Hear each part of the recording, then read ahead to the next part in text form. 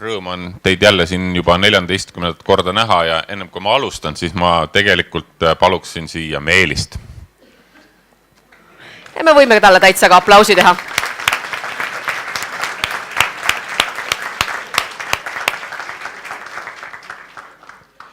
Ma palun Meelist siia kahel põhjusel.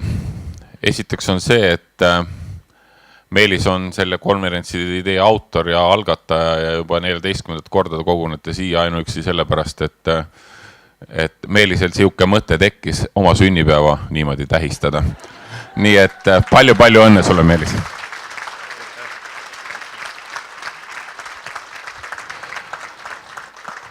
Meelisele õnne soovides siis tegelikult kunagi soovisin ka kellegile õnne.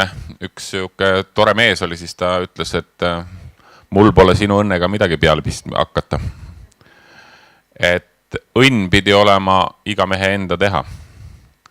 Inimene on täpselt nii õnnelik, kui õnnelik ta on või kui õnnelikuks ta ise ennast teeb. Ehk see sõltub sellest, millised soovid ja tahtmised meil kõigil on ja kuidas me neid soove ja tahtmisi täidame. Ja nüüd ma tahaks tegelikult õnnitleda südamest kogu saali. Sest me oleme teiega saavutanud suurepärased PISA tulemused.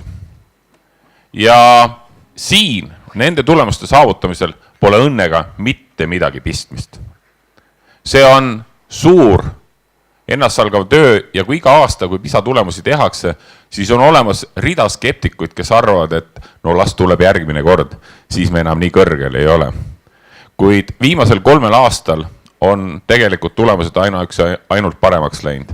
Ja veel kord, siiralt ja südamest kõigile teile suur tänu nende suurepäraste tulemuste eest, nende suurepäraste juhtimisotsuste eest, mis te teete selleks, et PISA tulemused ja et me oleksime rahvusvahelisel tasandil tunnustatud oma haridussüsteemi, oma tublide õpilaste ja kõige muuga. Nii et palju õnne ja ma usun, et tänane konverents aitab järgmiste PISA tulemuste väga heale realiseerimisele omakorda jälle kaasa. Edu teile tänaseks päevaks, aitäh!